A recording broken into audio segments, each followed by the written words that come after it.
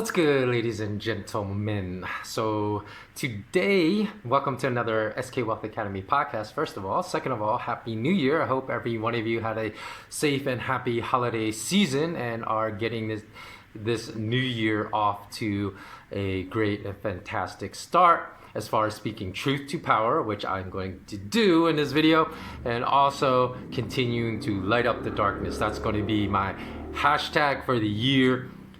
Hashtag light up the darkness 2020, because I want everyone watching this video to do your part in lighting up the darkness. Whether that has to do with, as a recent IG post, I said, make this year memorable by not just going after your financial goals and trying to become wealthier, which is, you know, a lot of people have financial goals. I realize that, and it's not necessarily a selfish goal, but I believe that in the times we live in, we need to form a greater sense of community. So I said make 2020 a memorable one by helping someone out who is really in need in such a manner that he or she will never forget what you did for them. So I hope all of us can do that for someone else this year.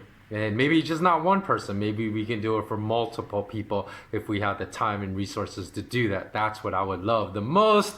And for, if you only get one thing out of this video, that would be the one thing I want you to get out of it. But I am going to speak about the fact that those that do not question what they are told to believe are the easiest to manipulate into believing something false. Let me repeat that. Those that do not question what they are told to believe are the easiest to manipulate into believing something that is completely false.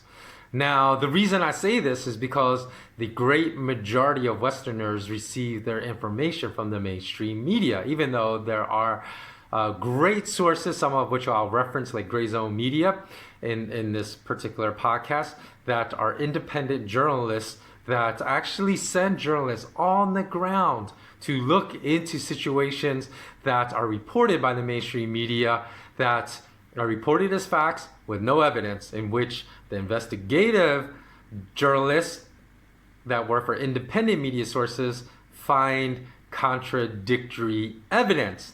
Not opinions, because a lot of mainstream Western media reports things as opinions, or reports things that are opinions as facts, whereas investigative journalists actually retrieves facts and evidence that contradicts those opinions. But sadly enough, the majority of people believe in the garbage, rubbish mainstream media narratives that are reported and blindly accept that. So there's a reason why anybody that even speaks power to truth, right, even talks about, hey, these are just facts, these aren't even my opinions. Like, there's a lot of people out there other than me that just, you know, are spouting fact. These are the facts of this case, and people don't want to hear it. People say, oh, you're a conspiracy theorist. And there's a reason for that, because the powers that be wanted to basically smear people that spoke power to truth with a very derogatory term, like conspiracy theorists, so that people will blindly believe everything told to them, so they can manipulate them more and more and more until they form what I believe is their goal, like a hive-like mentality, a society where you don't even have to work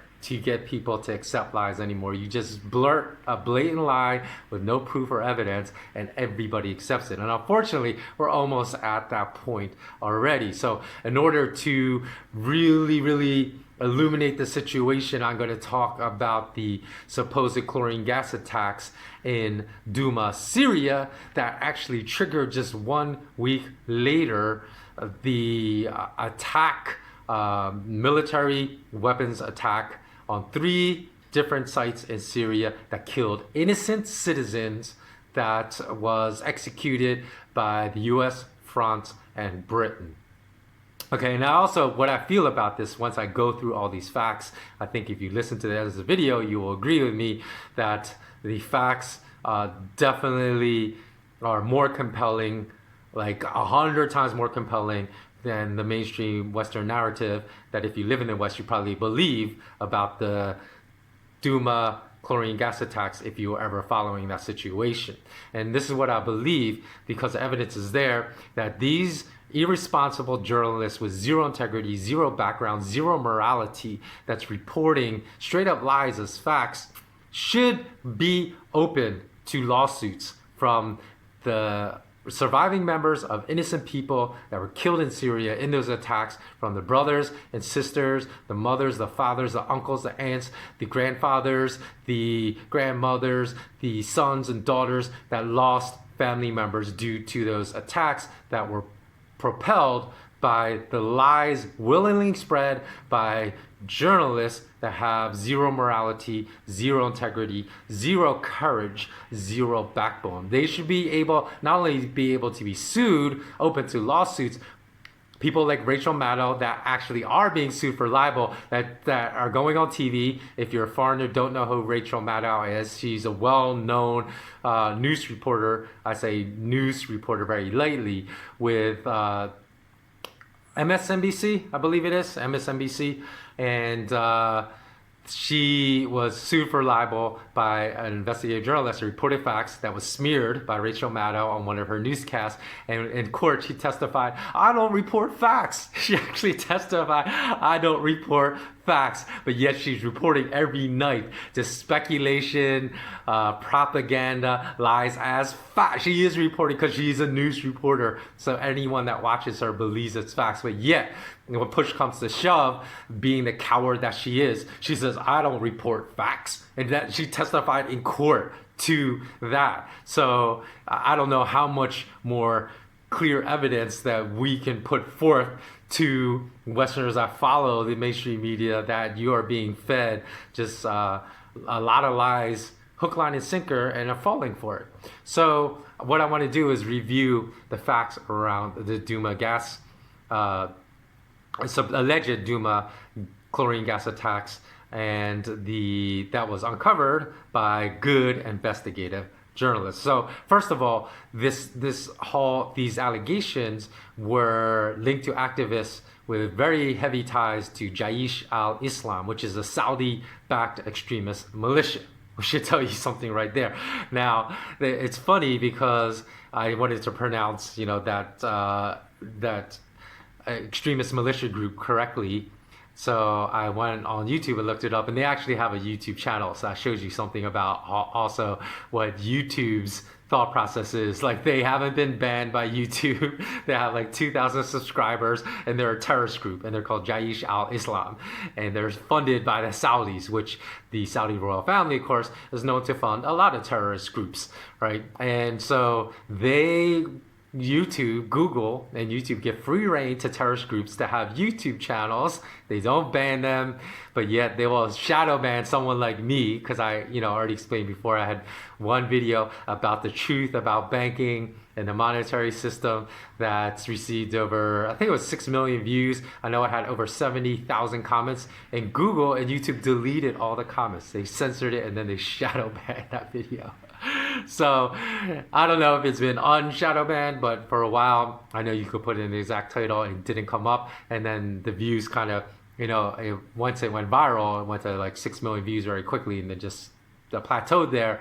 And then even before it hit 6 million, I think it was around 4 million, and there's 70,000 comments. That's when Google deleted all the comments, and then they banned all further comments. So a lot of times when you see videos in which comments are disabled, that's not us. That's not us disabling the comments. We're not censoring anyone. That's YouTube and Google doing that. But YouTube and Google don't seem to have a problem with terrorism and terrorist groups having, free reign to do whatever they want on their social media platforms. So let's get started with the fact that the allegations came from Jaish al-Islam. If you want to know how to spell that, if you want to go check out their YouTube channel so you can see I'm not making this up.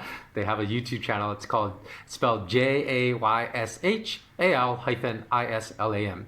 So they basically allege that the Syrian government, led by President Bashar al-Assad, dropped chlorine gas cylinders on the shelter and killed 43 people in Douma. Now, the OPCW, even though this was made by, these claims were made by activists heavily linked to this terrorist group, they were given credibility because the OPCW backed their claims. They said they sent a team of investigative researchers into Douma. If you don't know what the OPCW is, it's the Organization for the Prohibition of Chemical Weapons, which is an international organization tasked with overseeing basically the whole world. They cover like 98% of the regions of all regions in the world, and they're tasked with a mission to permanently and verifiably eliminate chemical weapons. And they were founded on April 29th, 1997. So they're a relatively new and young organization, but they do have a lot of credibility with the mainstream. And they came about when the CWC, the Chemical Weapons Convention, which was the world's first multilateral disarmament agreement, came into being. So they were tasked with oversight, and then also, as I said, with a mission to try to permanently get rid of all chemical weapons.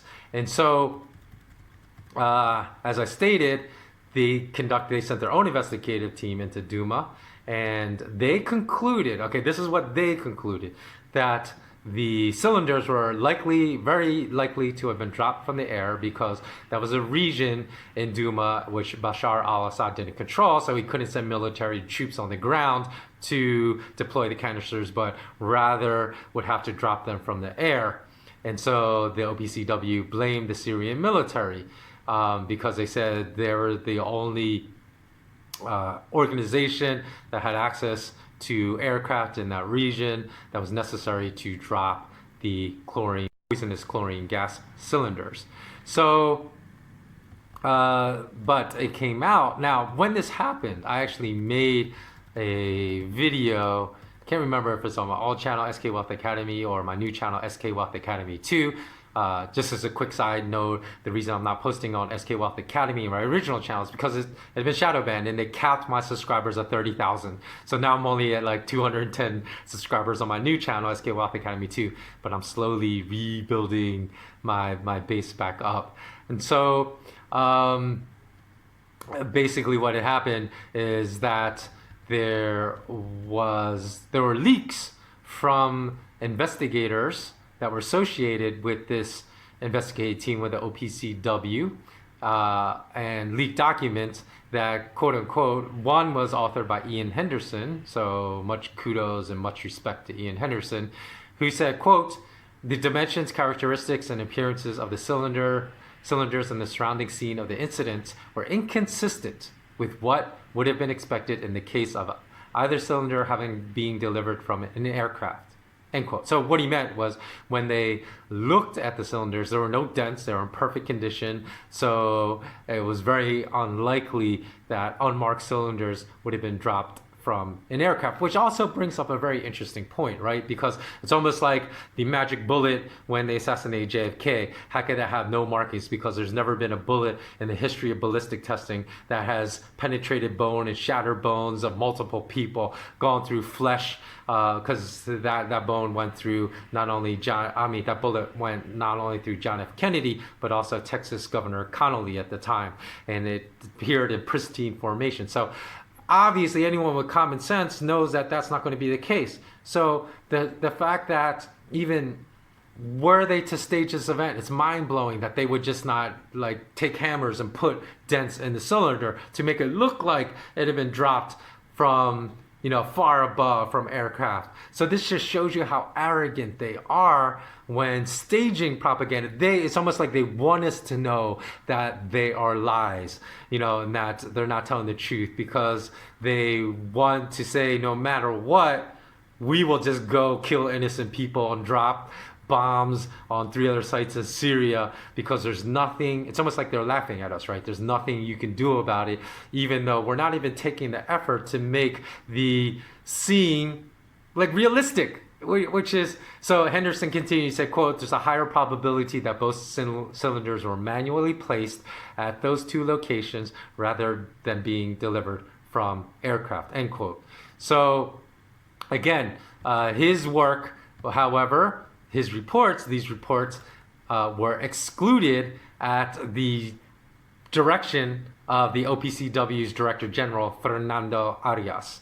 So Fernando Arias also was outed to be a complete liar because he said Henderson was, quote, a liaison officer at our command post office in Damascus, end quote, who was, quote, temporarily assisting with information collection at some sites in Douma, end quote. So he made it, maybe you will say that's not an outright lie, but he made it seem like he was implying that this was just like some external consultant, wasn't really with the organization, so we can't take his work to be credible. When in fact, Henderson was with the OPCW almost back from the year they opened in 1997, because he's listed on internal documents, despite what the Director General tried to make him appear to be some part-time consultant.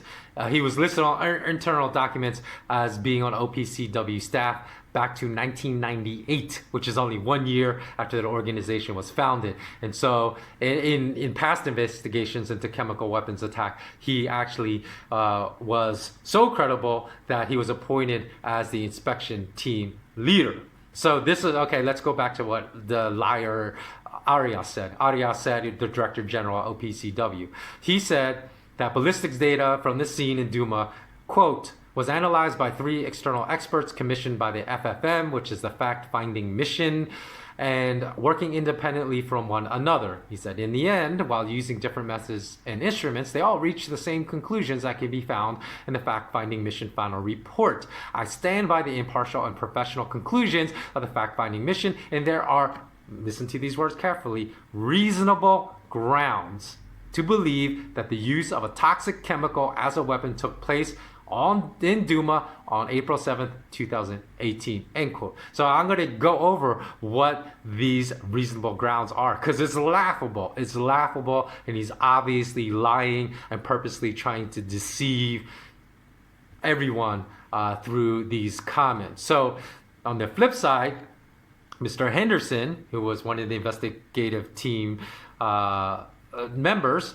in Douma, on the ground in Douma, his findings were backed by MIT professor and who's a well-respected, award-winning professor at the Massachusetts Institute of Technology, who's also an expert in missile technology, Theodore Postal. So Postal, after reviewing Arias' comments, said, quote, that Arias had, quote, mischaracterized the contents, end quote, of Henderson's assessment, by calling that reasonable, what do you say? He said there is reasonable. I lost my place. Reasonable grounds to believe that there's a chemical weapons attack in Douma. Okay, that's what Arias said. So, again, Postal went on. The MIT professor said, quote, unlike the claims made by the Director General, the OPCW Director General Arias, the leaked internal OPCW engineering completely undermined the findings of his report to the UN Security Council about 2 alleged chlorine cylinder attacks on April 7th, 2018 in Douma, Syria, end quote.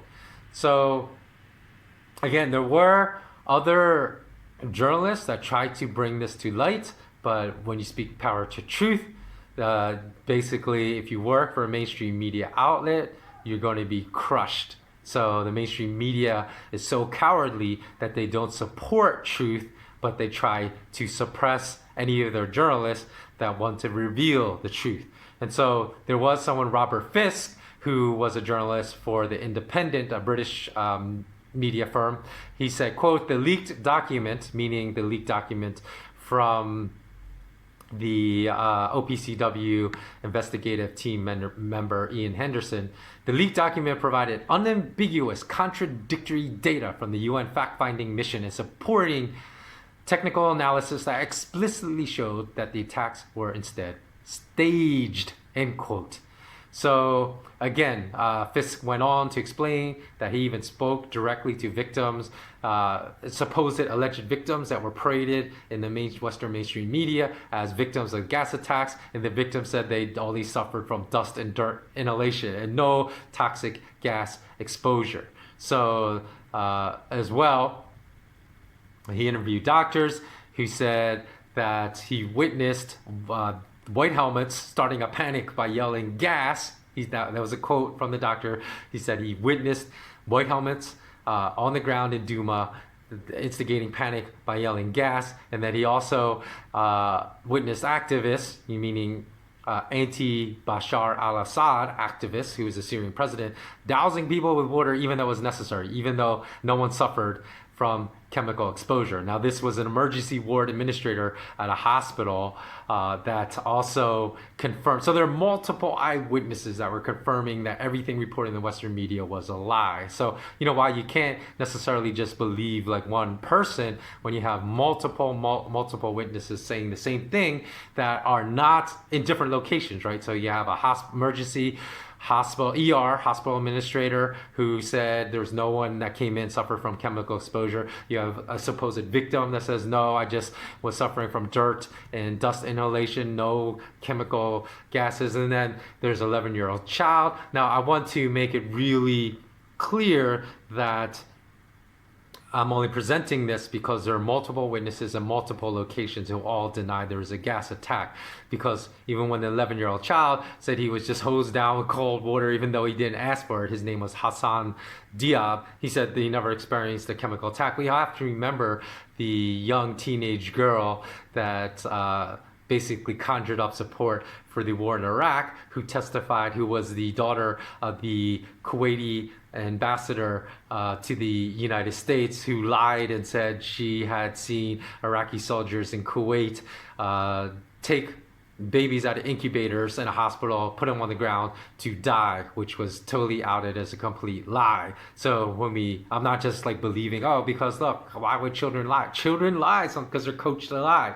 But when you have a child, a doctor, ER administrator, and a witness all telling you the same story, all from different locations, then it makes that more credible. So I don't want to say, because this is the truth, this coincides with the facts that are being reported by independent journalists like Grayzone, that I should just believe it. You shouldn't just believe something. But when there's an overwhelming amount of evidence, then you can say, well, it's more credible than non-credible, right? Because eyewitnesses, generally speaking, you really can't put a whole lot of faith in what they say. But when you look at the entire context of it, and it seems like it would be very hard to coordinate witnesses and victims interviewed separately in different locations throughout Syria, all saying the same thing, then that makes it more credible in my mind. So again, the fact is that the Director General of the OPCW said, please strike out, forever delete all of Ian Henderson, who was the OPCW investigative team member that said there was no factual evidence of any chlorine gas attack in Douma. He said you have to delete all of that from the official report given to the UN Security Council. And according to minutes of a meeting OPCW members had with toxicologists to determine whether symptoms were observed in the so-called victims brought to the hospitals that were consistent to exposure to poisonous chlorine gas. The minutes, quote unquote, stated the experts were conclusive in their statements that there was no correlation between symptoms and chlorine exposure, end quote. So again, you can see, but remember that the Director General, he told the world, quote, there are reasonable grounds that the use of a toxic chemical as a weapon took place. Now, what they didn't mention, there are no reasonable grounds, because I told you I was going to give you the definition of what he used as reasonable grounds, because this wasn't reported to the rest of the world. Because this is what they discovered when they tested for chlorine gas in Douma. They discovered 2 parts per billion of chlorine gas. This could have resulted from someone mixing ammonia with bleach, because that will produce chlorine gas. And cleaning their house or cleaning their toilet. You could get 2 parts per billion. That is nothing. To show you how ridiculous that is, you need 100,000 times more concentration just to trigger any respiratory difficulty. So in other words, not 2 parts per billion of chlorine gas. You need 200,000 parts per billion of chlorine gas just to trigger respiratory difficulties. And for possible death, you need 1,000,000 times more concentrated chlorine gas in the air, 2 million parts per billion to trigger possible death. So, but here you have the Director General of OPCW saying 2 parts per billion is reasonable grounds that a chlorine gas attack happened in Douma. So again, I actually made comment. These revelations, right, only came out within the past couple of weeks. But when that happened, all the way back when that happened, I said I did not believe in that narrative that was going on, even without all these new revelations, because I said, what I did when I always want to know the truth about a certain event is I never blindly accept what I am told to believe, because that makes me the most gullible, uneducated, ignorant, manipulative person, or manipulable person in the world, right? Able to be manipulated by those in power, which I never want to descend into and degenerate into being that type of person. So I said I believe that whole thing was staged and a false flag based upon other investigative journalists, even without these leaked reports, because Seymour Hersh was one who won a Pulitzer Prize for reporting on the My Lai massacre during the Vietnam War. He said he went to the ground. He said zero evidence, right? Zero evidence of any type of chemical weapons attack in Douma. And because of that, I'm going to believe the ones that won a Pulitzer Prize for their investigative journalism versus mainstream media that alleges certain things happen and provides zero evidence. I mean, it doesn't require a lot of brain power to separate the wheat from the chaff in this reporting. If something is just alleged and you say, hey, there's reasonable grounds, give me the proof. Give me the proof. Where's the reasonable grounds? If any journalist with a backbone in who that reported these attacks as credible when they happened and Syria had asked that question, they would have discovered that the reasonable grounds were 2 parts per billion of chlorine was just detected in the air, which is ridiculous. Like I said, you could just buy products from like a I don't know if there's 7-Elevens here, but any convenience store. Bleach and ammonia, mix it together, you're going to probably get 2 parts per billion of chlorine gas in the atmosphere. So, and some people say, hey, well, how come no mainstream media journal? They do, but they're always suppressed. Like I said, the one from the Independent tried to report this, but basically he got no coverage. There was a journalist, Tariq Haddad, or Tariq, probably Tariq, right? T-A-R-E-K, Tariq Haddad. I'm sorry, not Hadid. Tariq Haddad. He was a journalist at Newsweek, and he resigned because he pushed to report the cover-up, the OPCD cover-up about the truth about the Syria Douma gas attacks. And he wrote, quote, on his resignation, on the reason for his resignation, and just last month, December of 2019, he said, on one hand, I could continue to be employed by Newsweek, stay in their chic London offices and earn a steady salary, only if I adhered to what could or could not be reported and suppressed vital facts. Not vital opinions, vital facts. Alternatively, I could leave the company and tell the truth. End quote. So, he's just one of dozens of people like this that have come out when they speak truth to power. There's another one, Pedro da Costa, who used to work for the Wall Street Journal, who was always challenging Janet Yellen when she was the chairman of the Federal Reserve. Who are you leaking this information of your interest rate decisions beforehand? To what banks are you leaking this? Because banks were trading information before it came out, and which was illegal for Janet Yellen to do. And so he had to resign from the Wall Street Journal, although we all know that is just a euphemism for being fired because he wouldn't drop that. So like Tariq Haddad, he chose speaking truth to power, to maintaining his integrity over selling out, because that's what Tariq Haddad said. His choice was to shut up, keep telling lies, and he could maintain his nice salary and continue working in his chic London offices, or he could speak the truth and have to leave. So, you know, the problem I see, right, that I have is that this is something that I am going to say, which is very different from America and Great Britain and China, right? Because I spent a month in Shanghai, spent a couple of weeks in Beijing with friends. So I met a lot of their friends. So I had an opportunity to speak to a lot of mainland Chinese people that live there about many, many different issues.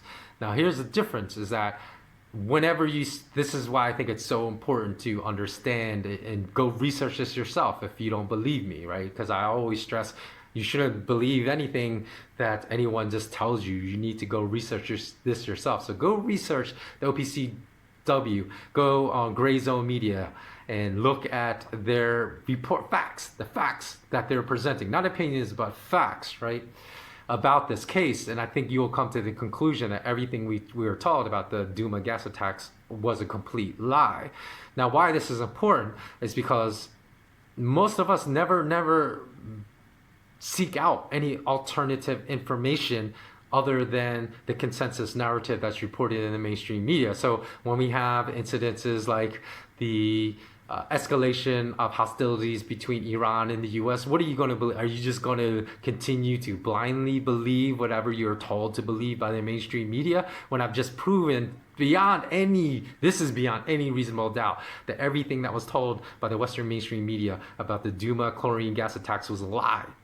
Why would you continue to believe what's being told about like the Western conflicts with Iran, with Bolivia, with Venezuela, with Hong Kong? It's just really foolish to do so. And when you know there's been documented cases that can be proven beyond any reasonable doubt of big stories that everything told about that story was a complete lie. So here's a difference, right? Because many people say, well, you can't really speak about China because there's much more repression there. And I agree. There's, not, even though U.S. government spies on American citizens all the time, the level of spying is at another level in China, right? The level of surveillance is elevated. But here's the difference, is that I learned from speaking to Chinese people that Chinese also understand their news is state-sponsored propaganda. A lot of the stories that run, they understand that clearly. But the difference is that most Westerners don't understand that a lot of their news is also state-sponsored propaganda. So, they can listen, Chinese people can listen to all day and they're not going to believe it, right? But Westerners will listen to their state-sponsored news programs and believe it all day and all night. And that is a massive difference. And as far as like the elevated level of surveillance in China, they understand that surveillance is happening, where most Americans, for whatever reason, are either oblivious to these high levels of surveillance because, they're always blasting China for their high levels of surveillance while never criticizing the high levels of surveillance within the homeland, or they don't care that their smartphones are spying on them 24/7. It's because, they'll go out and buy the Amazon Alexa or Echo Dot devices and put them in their homes. They'll let Siri continue to listen to all their conversations and record everything. So that I think is a huge difference. So even like in nations where the freedoms may be even more confined and restricted, at least the majority of the citizens understand what's going on. I think that is a huge difference, which goes back to my first statement, is that if you cannot understand that you're being directed to believe something and you're just ingesting and believing everything, that makes you the most easily manipulable person in the entire world, which is exactly what the New World Order wants, what they want.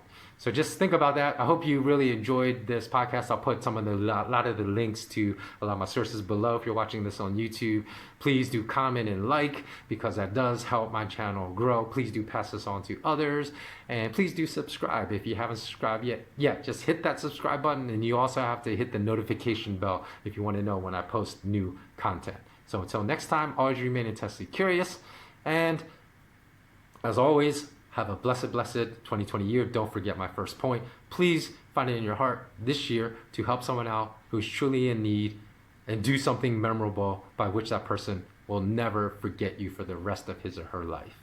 Okay, bless up, everyone.